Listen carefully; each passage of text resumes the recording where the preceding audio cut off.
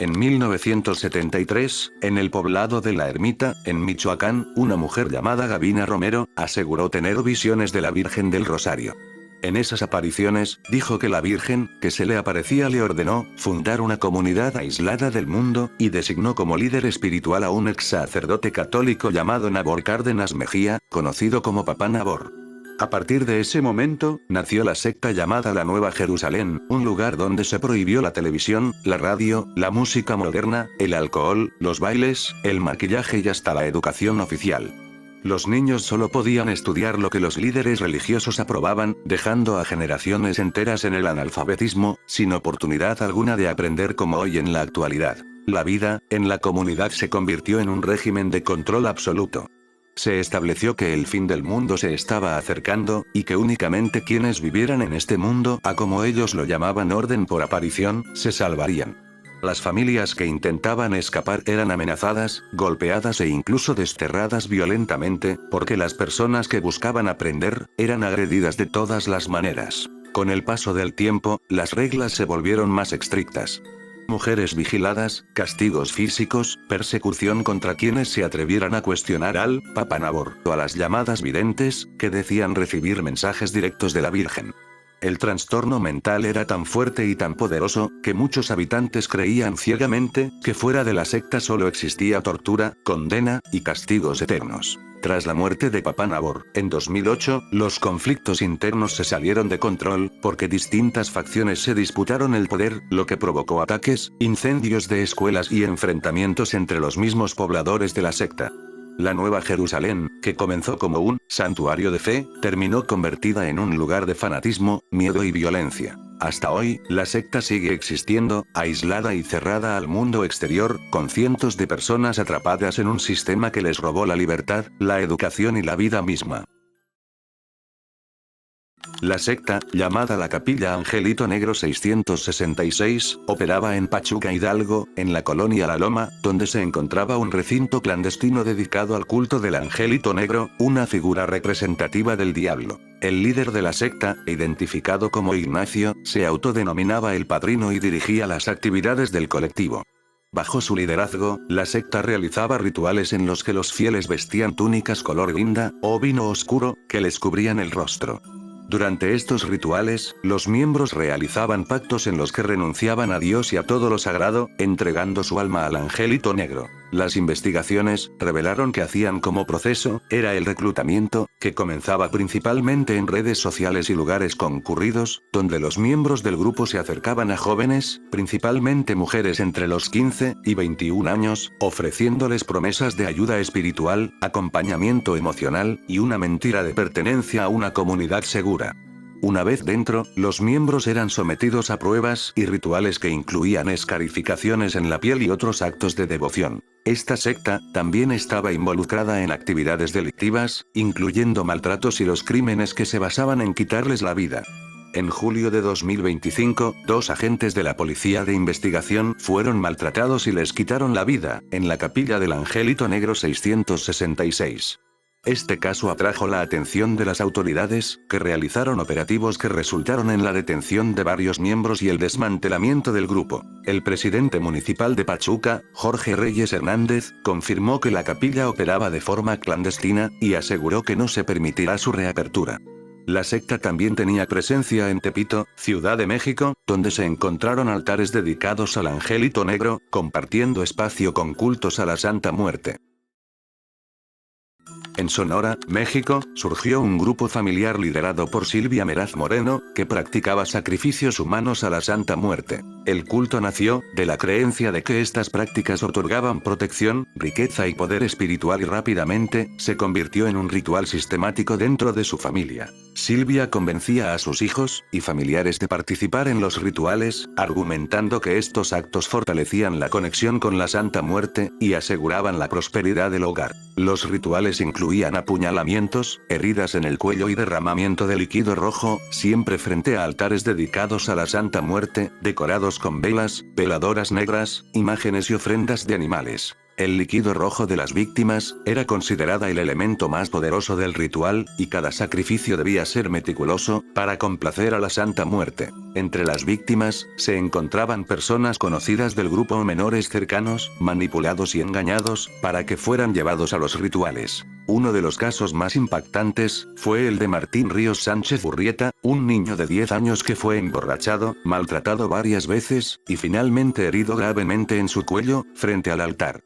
Otro caso, fue el de Jesús Octavio Martínez Yáñez, nieto adoptivo de la familia, sacrificado mientras Silvia supervisaba el ritual, y su hija menor participaba activamente en el momento. Los rituales, no solo incluía quitarles la vida a las víctimas, sino también actos simbólicos para poder absorber su fuerza y energía, colocando objetos personales de los niños y adultos alrededor de los altares. La familia estaba convencida de que la Santa Muerte les otorgaba protección frente a enemigos y a la ley, lo que los llevó a actuar con total impunidad durante varios años. La policía comenzó a investigar, tras la desaparición de varios menores y la conexión con muertes sospechosas en la región. En 2012, Silvia Meraz Moreno y varios miembros de su familia fueron arrestados, descubriéndose evidencia de homicidios, rituales, altares y herramientas utilizadas en los sacrificios. En los juicios, fueron acusados de homicidio y asociación delictiva, revelando uno de los casos más perturbadores del culto y fanatismo en México.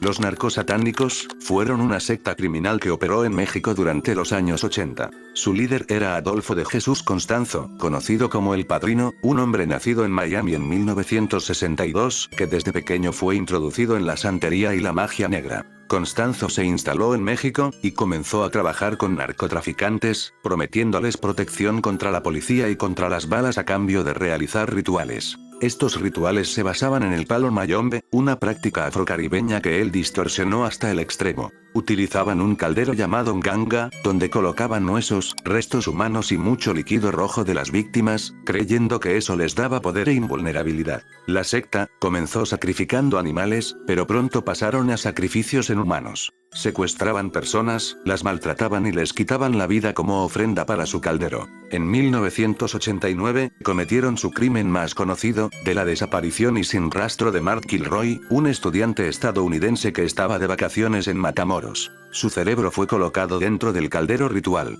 La desaparición de Kilroy atrajo al FBI y a la policía mexicana. La investigación los llevó al rancho Santa Elena, donde encontraron restos humanos, calderos con órganos y pruebas de múltiples asesinatos rituales. En mayo de 1989, la policía localizó a Constanzo en la Ciudad de México. Al verse acorralado, ordenó a uno de sus seguidores que le quitara la vida a él y a su pareja para no ser capturado vivo. Tras su muerte, varios miembros de la secta fueron arrestados y condenados.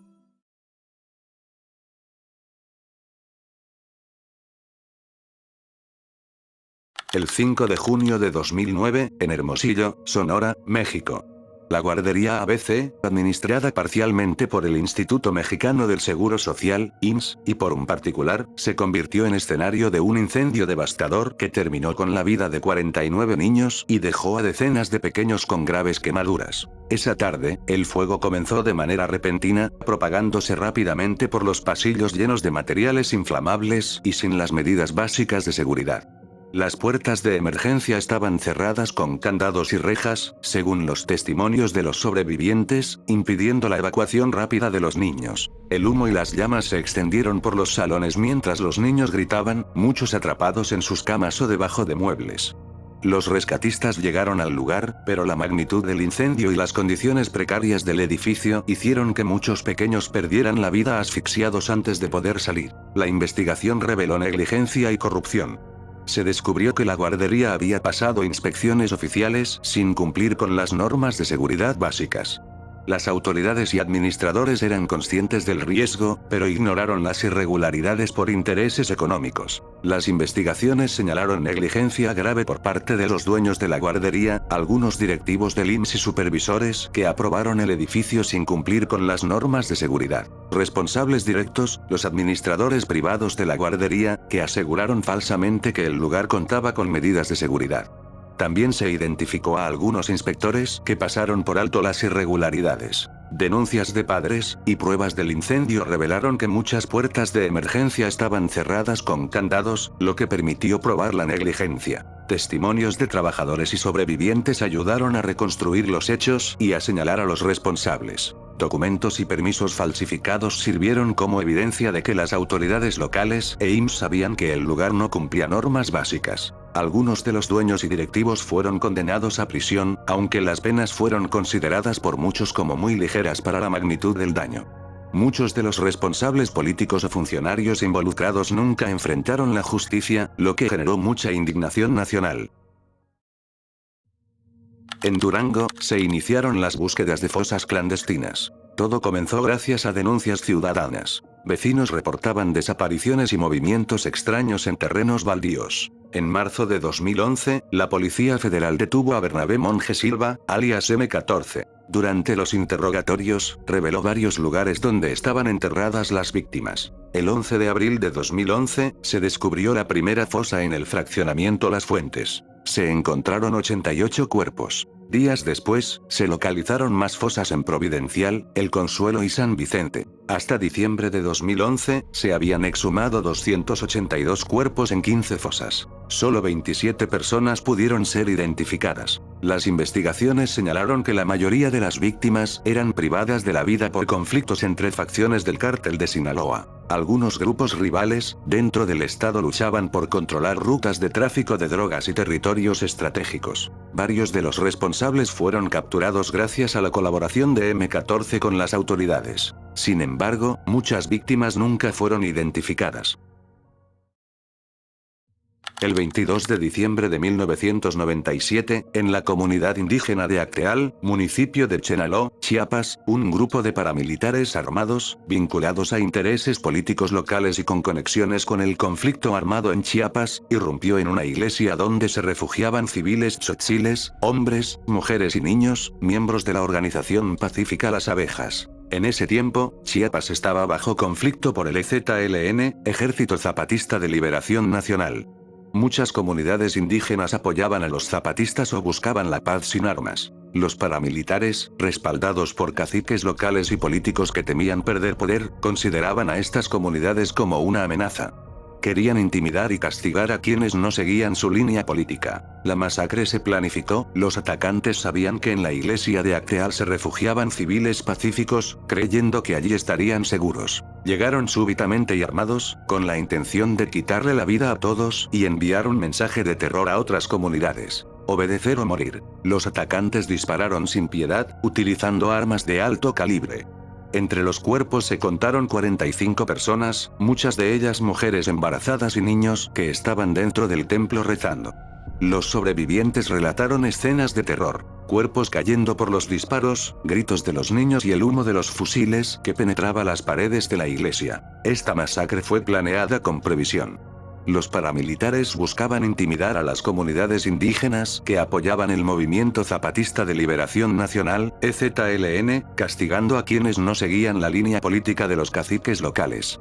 Los pobladores les quitaron la vida, simplemente por creer en la paz y no en la violencia. Tras la masacre, las investigaciones demostraron la complicidad de autoridades locales, quienes protegieron a los atacantes y obstaculizaron la justicia durante años. Solo hasta 2007, después de múltiples juicios y presión internacional, algunos de los responsables fueron condenados, pero la mayoría de los líderes y autores intelectuales nunca enfrentaron la justicia completa. En agosto de 2010, en el municipio de San Fernando, Tamaulipas, ocurrió una de las masacres más brutales del narcotráfico en México. 72 migrantes, la mayoría provenientes de Centroamérica, fueron secuestrados mientras intentaban cruzar el país en busca de una vida digna. Los responsables fueron integrantes del cártel de los Zetas, conocidos por su violencia extrema y métodos despiadados. Los secuestradores retuvieron a los migrantes en un rancho aislado, lejos de cualquier camino principal o población. Durante días, las víctimas fueron sometidas a torturas físicas y psicológicas. Algunos fueron golpeados brutalmente, y otros fueron obligados a cavar sus propias tumbas. Después, los criminales los ejecutaron de manera masiva. Los cuerpos fueron enterrados en fosas clandestinas, mientras los restos de otros fueron abandonados en terrenos baldíos, mostrando un patrón de violencia calculada y terrorífica. Entre los hallazgos, los oficiales encontraron cadáveres, con signos de asfixia, impactos de bala y evidencia de que algunos habían sido enterrados aún con vida. Tras el hallazgo de las fosas clandestinas con los 72 migrantes, la investigación fue enorme, pero peligrosa. Los Zetas tenían control absoluto del área, y muchos testigos temían declarar por miedo a represalias. La Policía Federal y el Ejército intervinieron para asegurar la zona y recabar evidencia. Algunos integrantes del cártel fueron detenidos gracias a testimonios de sobrevivientes y delaciones internas. Sin embargo, muchos líderes y ejecutores nunca fueron capturados, ya que el cártel se movía constantemente y tenía protección de redes de corrupción dentro de autoridades locales. Lo que sí se logró fue mostrar parcialmente el rancho donde ocurrieron los secuestros, documentar la masacre y llevar los casos ante la justicia, aunque gran parte de los responsables siguen prófugos.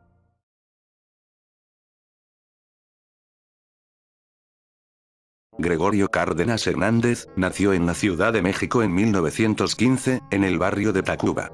Desde joven fue considerado un muchacho brillante. Estudió química en la UNAM y mostraba gran capacidad para la ciencia. Pero detrás de esa fachada de estudiante aplicado, se escondía una mente perturbada, marcada por episodios de celos enfermizos, frustración y violencia hacia las mujeres. En 1942, Goyo inició una serie de crímenes que horrorizó al país. Su modus operandi era atraer a jóvenes mujeres, en su mayoría damas de compañía, a su casa en Tacuba. Ahí las seducía, después las asfixiaba con sus propias manos y finalmente las enterraba en el jardín de su vivienda. Entre sus víctimas estuvieron Graciela Arias, Rosa Reyes, Adela Castillo y Rita Anguiano. Todas jóvenes, todas vulnerables, todas convertidas en parte de un macabro secreto bajo la tierra de su hogar. La verdad salió a la luz cuando los vecinos denunciaron un olor extraño que provenía de su casa. Al investigar, las autoridades descubrieron los cadáveres enterrados en su jardín. El caso desató un enorme escándalo mediático. Nunca antes en México se había documentado un asesino tan calculador y tan aparentemente normal. La prensa lo bautizó como el estrangulador de Tacuba. Goyo fue declarado culpable y enviado al manicomio de la Castañeda, aunque luego pasó años en prisión. Ahí escribió, estudió leyes y se convirtió en una figura polémica, pues aseguraba estar rehabilitado. Lo más increíble ocurrió décadas después. En los años 70, el expresidente Luis Echeverría lo indultó, y no solo recuperó su libertad, sino que incluso fue ovacionado en la Cámara de Diputados como ejemplo de reinserción social.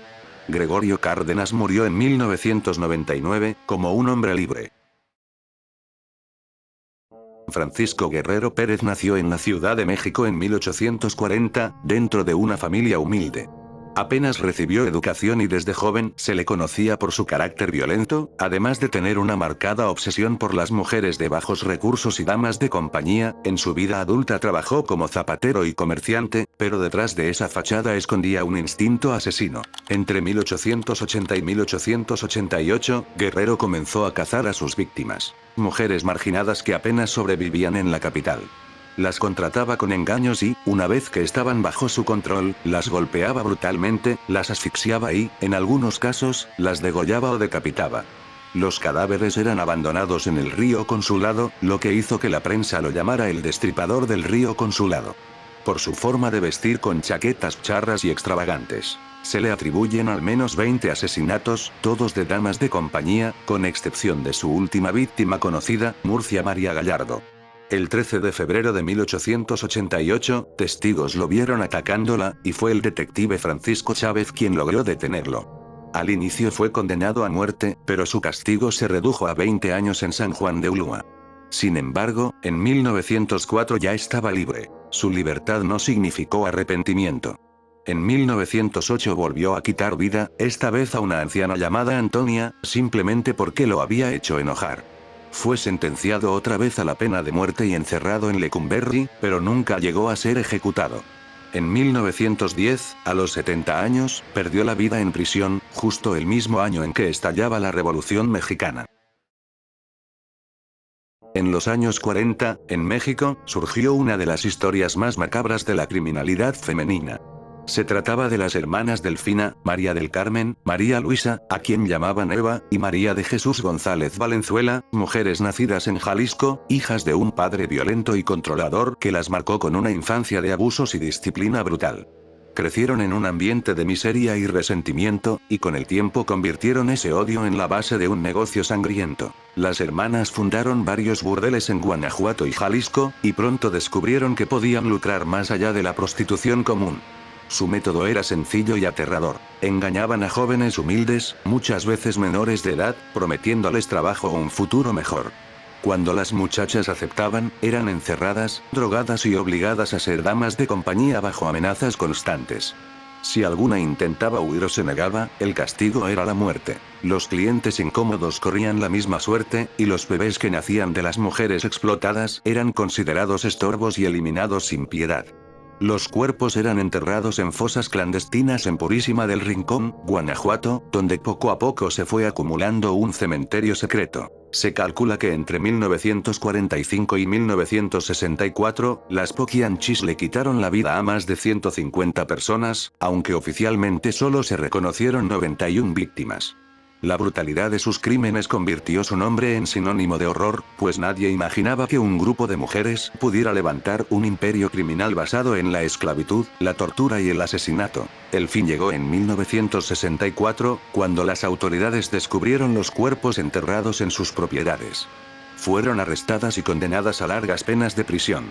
Pero su destino también fue oscuro. Delfina, la mayor y líder del grupo, murió en 1968 dentro de la cárcel de Irapuato, aplastada por una construcción. María del Carmen había fallecido en 1949, antes de enfrentar juicio. María Luisa, Eva, cumplió condena hasta morir en 1984. Y María de Jesús, la menor, sobrevivió más tiempo, hasta perder la vida en los años 90.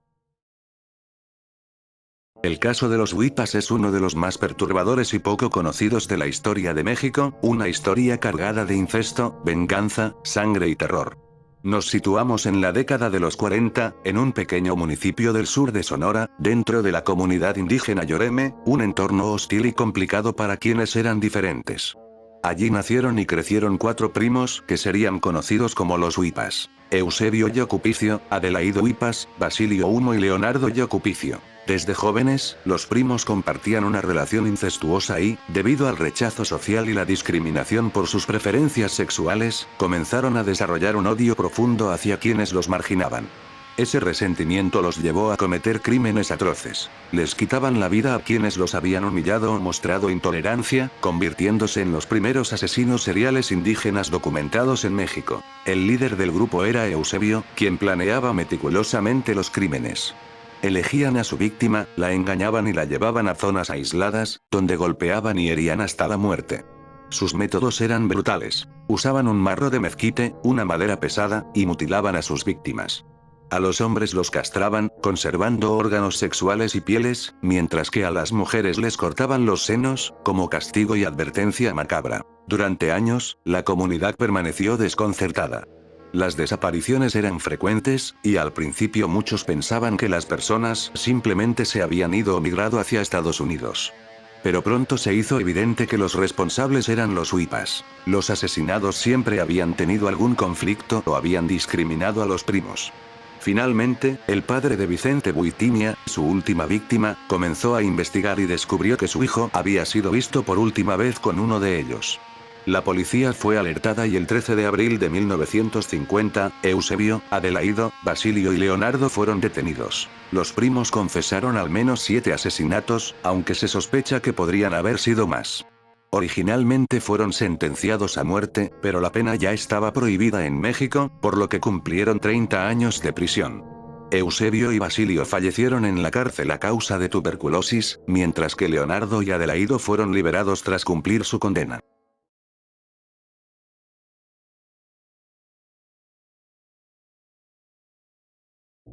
El 20 de junio del 2008, en la Ciudad de México, en la colonia Nueva Achacoalco, en la delegación Gustavo Madero, funcionaba la discoteca llamada News Divine, un lugar de moda para adolescentes. Una tarde, cientos de jóvenes se encontraban disfrutando de una fiesta cuando elementos de la policía capitalina interrumpieron en el lugar. El operativo, según las autoridades, buscaban detectar consumo de alcohol en menores. Pero lo que debía ser una revisión rutinaria se convirtió en una trágica situación. Los policías cerraron las salidas y bloquearon las puertas, obligando a los asistentes a concentrarse en un pasillo angosto y sin ventilación. El pánico era constante de todos. Entre empujones, gritos y golpes, comenzó una estampida humana. El aire se volvió irrespirable. Decenas de jóvenes quedaron aplastados contra las paredes y el piso, incapaces de escapar. Afuera, los padres desesperados escuchaban los gritos sin poder hacer nada. La tragedia dejó 12 víctimas mortales, 9 adolescentes y 3 policías. La mayoría perdió la vida por asfixia mecánica, aplastados en la confusión. Las imágenes que circularon fue después porque mostraban cuerpos alineados en la banqueta, rostros destrozados por la desesperación y familiares clamando justicia. El operativo fue duramente criticado, por negligencia, corrupción y brutalidad policial fueron señaladas como las verdaderas causas de aquella tragedia. El Neus Divine nunca volvió a abrir sus puertas. El 19 de septiembre de 2017, la Ciudad de México fue sacudida por un sismo de magnitud 7.1. Entre los edificios, que no soportaron la fuerza de la tierra, estaba el Colegio Enrique Rebsamen, un colegio privado en la colonia Nueva Oriental Coapa, en Coyoacán. Dentro de ella, decenas de niños y maestros se encontraban en clases, sin imaginar que su rutina sería anormal. Apenas comenzaron a temblar los cimientos, las paredes se movían, y el edificio empezó a derrumbarse en segundos, salones enteros colapsaron, atrapando bajo los escombros a los alumnos y al personal. Los gritos de los niños y los maestros quedaron sepultados entre bloques de concreto y fierros retorcidos. Los rescatistas llegaron de inmediato, pero el acceso era difícil, el colegio quedó convertido en un laberinto de ruinas, palas y hasta con sus propias manos intentaban sacar a los niños, e intentaban muchas veces que comenzaron a remover escombros en una carrera contra el tiempo. Algunos niños fueron rescatados con vida, pero 19 menores y 7 adultos no tuvieron suerte. El caso del Rebsamen fue uno de los más trágicos. La negligencia en la construcción del colegio fue denunciada, estructuras mal reforzadas y permisos irregulares contribuyeron a la tragedia. Las imágenes de los restos del edificio, los cuerpos rescatados y los padres llorando, se convirtieron en símbolos de dolor y de un país que exigía, y exige justicia.